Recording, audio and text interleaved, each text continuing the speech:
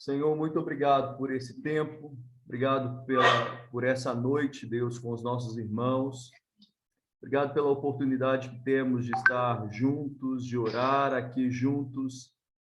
Queremos pedir ao Senhor que nos abençoe, que nos sustente, que nos encha com a tua graça, que venha animar o nosso coração, nos encher da esperança do alto, Deus. Nossa esperança está em Deus.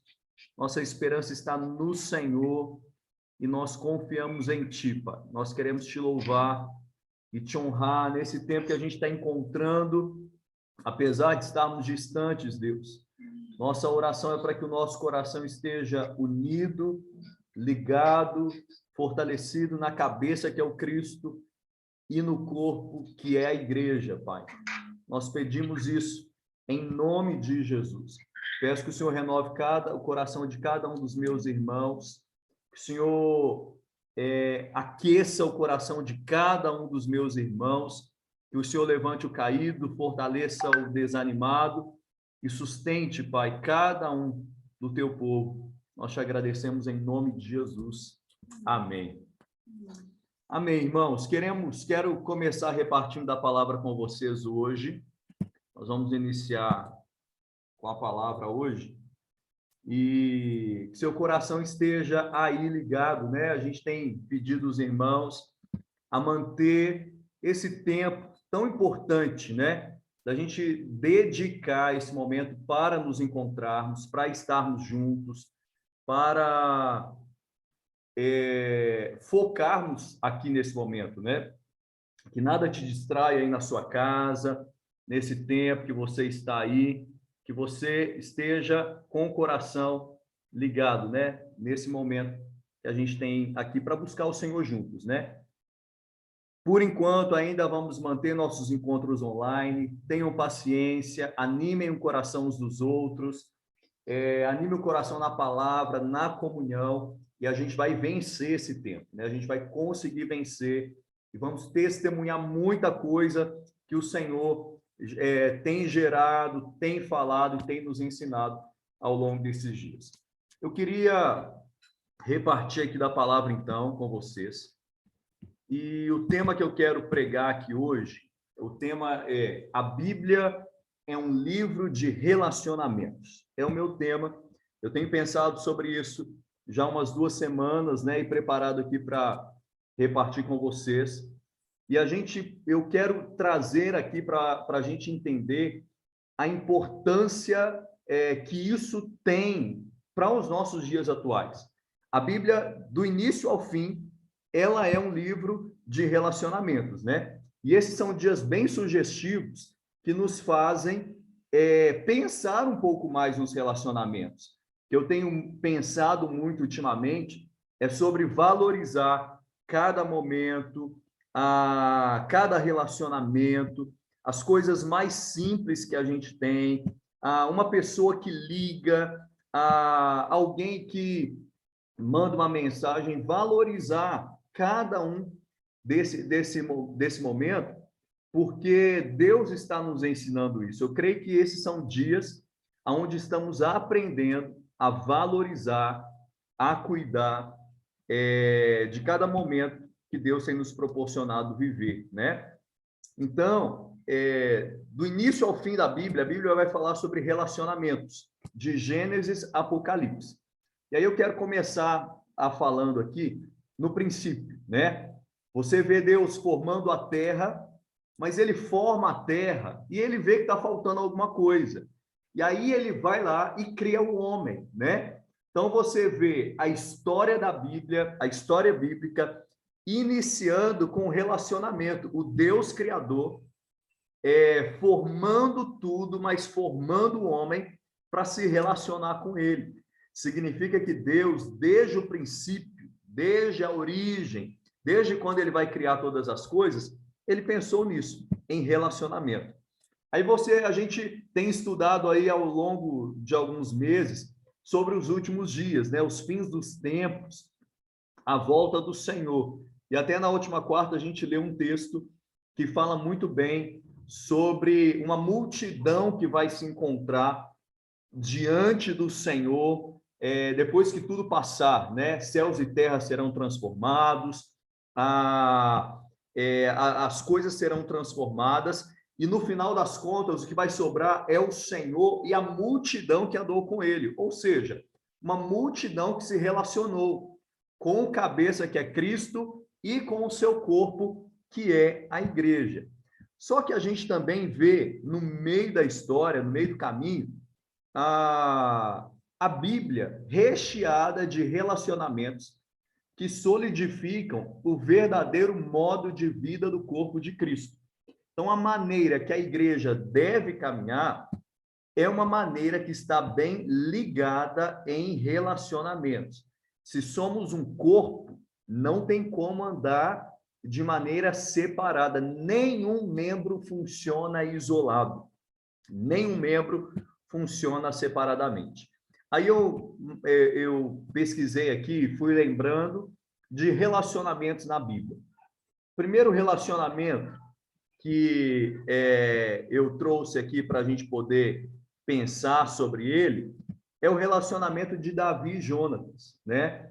Davi estava sendo perseguido por Saul e num tempo muito difícil para cultivar uma amizade, né? Porque havia guerra, era o rei contra Davi, mesmo num tempo bem difícil, bem conturbado, a Bíblia mostra que tanto Davi como Jonatas, eles tinham um amor que é chamado de amor de alma, né? Um amor de aliança, um amor de um relacionamento profundo. E o resultado desse relacionamento entre Davi e Jonatas foi que Davi foi protegido por Jonatas diante da perseguição do seu pai, e quando Jonatas morre na guerra, a história mostra Davi cuidando do filho de Jonatas, que era Mefibosete. Então, o que eu quero que vocês entendam aqui é que numa história de relacionamento, sempre há um fim abençoado. Assim como Davi foi protegido através da vida de Jonatas, a gente vê a família de Jonatas sendo cuidada pela vida do rei. Então, o fim dos relacionamentos, o que a gente vê aqui no decorrer da história bíblica, são relacionamentos que Deus abençoou e que marcaram, né? Marcaram a vida um do outro. Um outro exemplo que eu trouxe aqui para a gente pensar é sobre a vida de Noemi e Ruth, né? Temos o livro de Ruth, e Noemi era sogra de Ruth e de Orfa, e todas elas perdem o marido. Noemi perde o marido, Ruth e Orfa perdem o marido, e de repente a Noemi fala com as noras assim: olha, vocês quiserem, voltem para a região de vocês e voltem para as famílias. Orfa faz o que Noemi havia sugerido, e Ruth não. Ruth, ela decide andar com a sogra. E a gente até sabe aqueles relatos que a Bíblia traz, né?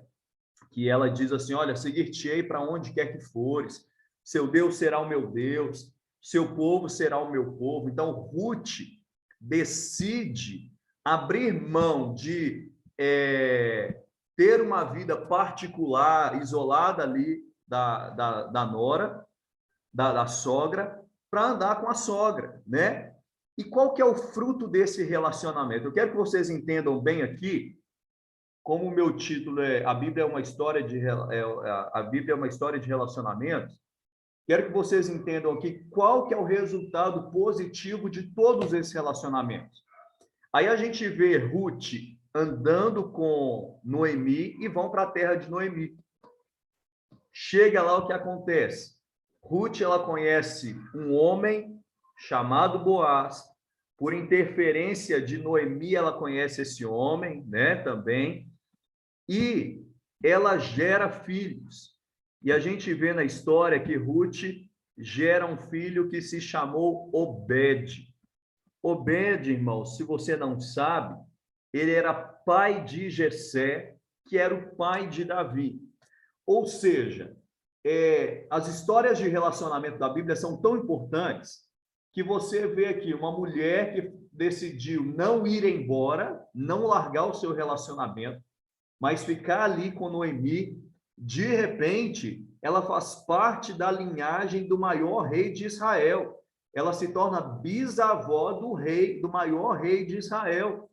Então, todo relacionamento, ele vai ter um resultado positivo no reino de Deus. Todo relacionamento, ele vai ter um resultado que vai abençoar o reino, vai fazer o reino crescer. Então, a Bíblia é uma história de relacionamentos. A Bíblia é uma história de relacionamentos que cooperam para que o reino de Deus cresça na terra. Nesses dias que a gente está isolado, em pandemia, a gente vê a importância que a gente tem, a necessidade, aliás, que a gente tem de nos relacionar mais ainda. Ontem nós fizemos o nosso drive-thru, daqui a pouco vou falar um pouco sobre isso, depois da palavra. Mas como foi bom ver os irmãos. Quase que virou uma aglomeração santa ontem, né? Todo mundo foi, desceu, ficou, foi uma bênção. A gente se vê, se falar, né? Estar junto, porque isso faz bem. E esses relacionamentos que eu estou falando com vocês aqui, da Bíblia, são relacionamentos que marcaram a história bíblica, né? É Davi e Jonatas que se unem e eles marcam a história da humanidade. É Noemi e Ruth que se unem, desculpa, e marcam a história da humanidade. Um outro exemplo que eu coloquei aqui foi Elias e Eliseu. Elias encontra Eliseu trabalhando, ele estava lavrando a terra, né? A Bíblia diz isso. E os dois começam a caminhar juntos. De repente, Eliseu recebe porção dobrada do espírito de Elias e ele faz obras muito maiores que marcam a história bíblica. E aí, por último, o último exemplo que eu quero destacar é o relacionamento de Jesus com os discípulos. Você vê que aqueles homens que relacionaram presencialmente com Jesus mudaram a história do mundo, viraram o mundo de cabeça para baixo, a Bíblia diz, pregaram ousadamente, sem medo, e marcam gerações. A história daqueles homens que andaram com Jesus, aqueles 11, marcam gerações, né? Marca a história bíblica. Então, eu estou aqui ainda na minha introdução, eu quero que você entenda uma coisa, meu irmão. A Bíblia é um livro de relacionamentos. E por isso podemos dizer que a Bíblia é um livro que vai nos inspirar a viver relacionamentos hoje, porque relacionamento é fundamento da caminhada cristã. Relacionamento é fundamento da igreja. A igreja de Jesus é formada por relacionamento, um corpo que está interligado. Diante de vários cenários que a gente está vendo, ninguém pode acabar com a igreja. Ninguém, homem, governo, leis, nada pode acabar com a igreja, porque a igreja não é um local. A igreja são pessoas que estão unidas no mesmo propósito, anunciando um reino que é invisível, inabalável e que vai se estabelecer de maneira total na terra em breve. Reunir, igual a gente encontrou ontem, é gostoso demais, mas se nos proibirem disso, a igreja não morre, a igreja não para, a igreja não fica estagnada, porque ela é um corpo que flui vida de Deus e manifesta graça sobre a terra. Mas vamos orar para a gente reunir logo, né? E estarmos juntos, mas precisamos ir animando o nosso coração nesse tempo. Então, diante desse cenário aqui, de que a Bíblia é um livro de relacionamento, eu quero destacar 4 pontos importantes. Primeira coisa que eu quero que você entenda, meu primeiro tópico aqui, não fomos criados para o isolamento. Eu queria ler um texto, Provérbios 18:1. Queria que alguém me ajudasse. Provérbios 18:1. Abra sua Bíblia aí para mim, por favor. Provérbios 18:1. Leia para mim, por favor, ô Mário, Provérbios 18:1. Na sua versão aí, por favor.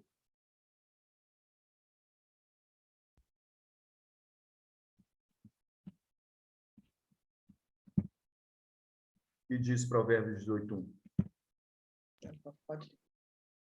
Quem procura se isolar, busca interesses egoístas e rejeita os bons conselhos. Olha só que versão é essa. Muito boa essa versão, viu? Essa é da... Nova... Tem que ver qual que é. Peraí.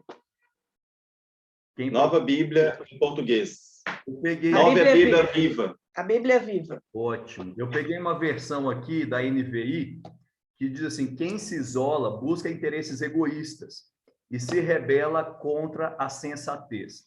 Então, o próprio texto está dizendo, meu tópico aqui é, não fomos chamados para isolamento. Quem se isola, irmãos, procura interesse próprio, interesse egoísta. Quem quer andar sozinho, procura interesse egoísta. É o que a Bíblia diz. Nós não fomos chamados para vivermos isoladamente. Viver de maneira isolada não é bom.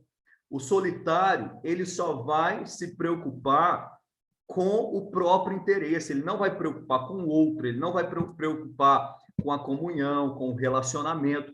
O solitário, ele preocupa apenas com o seu próprio interesse. A atitude de isolamento não é sábia. Por isso que eu coloquei esse tópico aqui, porque é uma coisa que a gente tem falado constantemente com vocês. Não fomos chamados para isolamento. Então, não se isole. Ah, mas a gente não está podendo reunir. Temos outros meios. Vamos ligar uns para os outros. Vamos mandar uma mensagem um para o outro. Vamos abençoar um ao outro. Porque a atitude de isolamento não é sábia. É o que a Bíblia diz. E quem se isola procura o seu próprio interesse. Nós não viveremos bem no isolamento. E a gente vai contrariar os princípios bíblicos estabelecidos para nós. Andar isolado é contrariar os princípios bíblicos. Andar isolados é negar o que o fundamento bíblico traz para nós. É o que eu estou trazendo para vocês aqui desde a minha introdução. Você vê Noemi, Ruth, Davi, Jonatas, Jesus, os discípulos, Elias, Eliseu e milhares de histórias bíblicas que falam sobre relacionamento. Então, por isso temos insistido, né? Deus não nos criou para o isolamento. Eu não posso encontrar com vocês, mas o nosso coração tem que bater forte. Nosso coração tem que queimar. Lá no livro de Atos, eu não vou ler aqui com vocês, mas lembra daquele episódio que Pedro e João estão presos por causa eles são perseguidos, né? Pedro e João estão presos. E a igreja está sendo perseguida, eles não podem pregar da palavra, e de repente a igreja começa a orar, né? E a Bíblia, lá no verso, a Bíblia fala que unanimemente, de maneira unânime, para ficar mais fácil, eles oravam, né? Eles estavam orando. E porque eles oravam, Pedro e João foram soltos. E olha que interessante. Deus se moveu quando aquele povo, de maneira unânime, oraram. Juntos, eles estavam orando, Deus se moveu. Quando alguém se isola, meu irmão, essa pessoa acaba se desconectando. Ou seja, ela estanca o fluir da vida de Deus para ela mesma. Então, estar junto faz Deus liberar a sua vida. Estar junto faz Deus liberar a sua bênção.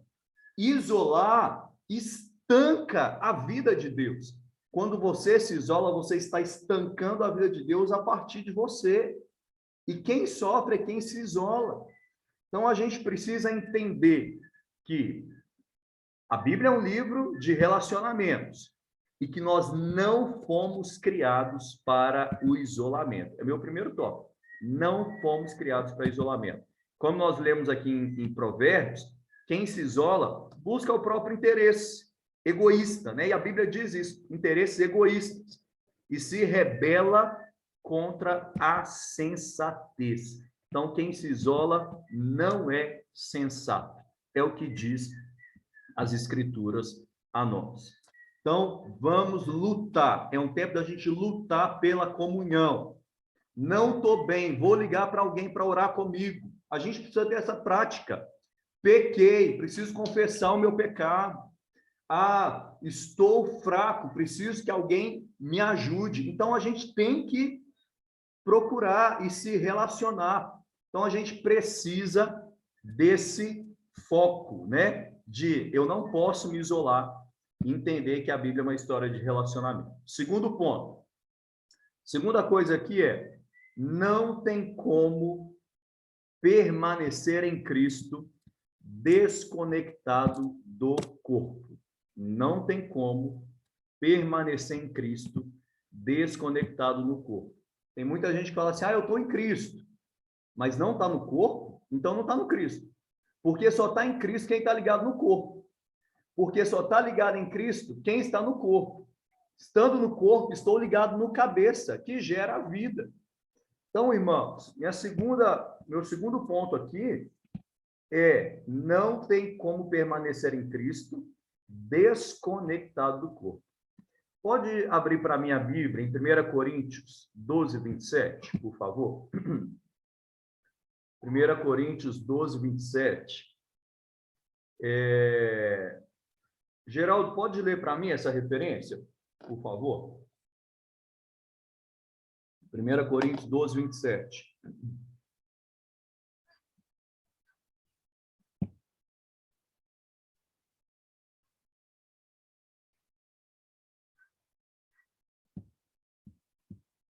Achou aí? Pois bem, vocês são o corpo de Cristo e cada um é uma parte desse corpo. Muito bem. Acabou? 27? Não, só até aí. Vocês são parte do corpo de Cristo e cada um é parte desse corpo, né? É isso que você leu. Cada um é parte. Nós somos um corpo e cada um é parte desse corpo. Então, não tem como permanecer em Cristo desconectado do corpo. Um e outro estão ligados. O corpo está ligado no cabeça, logo todos vivem, pois estão ligados no cabeça, que é Cristo, e um no outro, né? Uma coisa que a gente tem aprendido é que a espiritualidade, ela não é vivida de maneira eficaz isoladamente. Eu não consigo viver uma vida espiritual eficaz isolado. Não dá, irmãos. Vou repetir isso aqui. A espiritualidade não é vivida de maneira eficaz isoladamente. Eu e você precisamos do corpo. Eu e você precisamos da igreja. É a igreja que está ligada a Cristo. Não é outra coisa. A igreja uma vez eu ouvi uma expressão assim, a igreja é a porta do céu na terra, porque a única coisa que está ligada ao cabeça é o corpo, que é a igreja. Então, a espiritualidade não se vive de maneira isolada, envolve a família e a igreja é formada por famílias, né? A vida de Deus, ela pode ser obstruída quando não mantemos relacionamentos com os irmãos. A vida de Deus, ela pode ser estancada quando eu não mantenho relacionamento com irmãos. E quando não nos comportamos de maneira adequada nos relacionamentos. Ou seja, quando eu não honro os relacionamentos, a vida de Deus é estancada. Quando eu não creio nos relacionamentos, sendo esses fundamentos das Escrituras, a vida de Deus é estancada. Quando eu não batalho para viver em relacionamento, a vida de Deus também é estancada. Então, por isso, a Bíblia é um livro de relacionamento. E nós somos chamados hoje a viver o fundamento das Escrituras, tá? O fundamento da Bíblia é relacionamento. Você vê, eu falei na introdução, Deus cria todas as coisas, mas cria o homem para se relacionar com ele, no princípio. a história da humanidade vai terminar com uma multidão diante do Senhor, relacionamento, e no meio da história é gente, são milhares se unindo e o reino de Deus crescendo a partir disso. Então, a história da Bíblia é uma história de relacionamento e eu preciso manter esse princípio. Meu terceiro ponto. Então, eu falei duas coisas até agora. Vou repetir as duas coisas. Não fomos chamados para isolamento. E a segunda, não tem como permanecer em Cristo desconectado do corpo. Terceira coisa, eu tirei esse meu terceiro tópico da revista Ultimato, porque eu estava lendo, eu estava preparando a mensagem, e aí num momento de folga, né, para respirar, eu fui ler a revista Ultimato. E aí, nessa revista atual, tem sem saber, né, eu fui ler e tinha tudo a ver com o que eu quero falar com vocês aqui. Nessa revista nova, tem um texto que chama Ninguém solta a mão de ninguém. Se você não assinou a revista ainda, assina, hein? É barato e excelente. Ninguém solta a mão de ninguém. Aí eu coloquei o meu tópico nesse título e peguei algumas referências aqui nesse texto para citar para vocês o que o texto quer dizer para nós. Então, ninguém solta a mão de ninguém. É o terceiro ponto. O que eu quero dizer com isso? É o que eu estou extraindo desse texto que eu li, tá? Para vocês. Ninguém solta a mão de ninguém fala o seguinte: a salvação é pessoal, mas nunca foi individual. Olha que coisa linda. A gente sempre tem aquela mania de dizer assim, não, salvação é pessoal, se vira para lá para você ser salvo. Mas não. Sim, a salvação é pessoal, mas ela nunca foi individual. Por quê? Para eu aperfeiçoar a salvação, lembra que Paulo fala assim, aperfeiçoai a salvação. Para que isso aconteça, eu preciso do corpo. Eu preciso da igreja para aperfeiçoar a salvação. Eu preciso dos relacionamentos para eu crescer, para que eu aperfeiçoe a minha salvação. Então, irmãos, dentro de ninguém solta a mão de ninguém, que é o meu terceiro tópico, a salvação é pessoal, mas nunca foi individual, nunca. Sempre para a gente chegar aqui onde nós estamos hoje, no nível espiritual que estamos hoje, é porque alguém nos ajudou, alguém nos empurrou, alguém nos deu a mão, ninguém soltou a mão de ninguém. Então, por isso, chegamos aqui. Estar em Cristo é estar no corpo de Cristo. É o que eu falei no tópico anterior. Não tem como estar no corpo de Cristo, não tem como estar em Cristo desvinculado do corpo. Não dá, né? Aí eu quero citar duas coisas aqui que o autor desse texto diz, que eu achei fantástico. Ele fala assim, a pandemia nos colocou diante do espelho. A extrema dificuldade em nos percebermos como um só organismo, um só corpo, um homem coletivo, nos expôs à letalidade do vírus em escala descontrolada. Aí preste atenção nisso aqui. A eficiência das vacinas, ele cita aqui no meio do texto um pouco sobre isso aqui, fala assim, a eficiência das vacinas, da vacinação, depende da adesão de toda a população, pois não se trata de vacinar indivíduos, mas vacinar toda a sociedade, vacinando cada um de seus membros em particular. Olha que interessante. Só vai ter eficácia se todo mundo vacinar. É um exemplo que ele está dando, tá?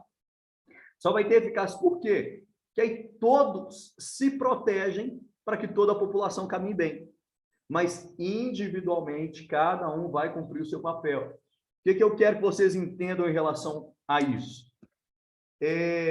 A vida de Deus e o reino de Deus vai ser super eficaz no nosso meio se todos nós buscarmos individualmente para o coletivo. Se todos nós buscarmos individualmente, pensando que aquilo que eu estou recebendo de Deus pode abençoar o meu irmão, pode abençoar a igreja, pode abençoar o corpo, aí vai ser eficaz. Mas quando eu penso em algo só para mim, só para o meu próprio benefício, não funciona. Não está no coletivo, não dá certo. Para terminar aqui esse terceiro ponto, o autor diz assim: o senso de coletividade é imprescindível para a concretização dos anseios pessoais e particulares, sejam elas de justiça e de liberdade, de prosperidade e de felicidade, inclusive de saúde e de vida e de longevidade. Ou seja, a coletividade ela é imprescindível para que, individualmente, todos sejam abençoados.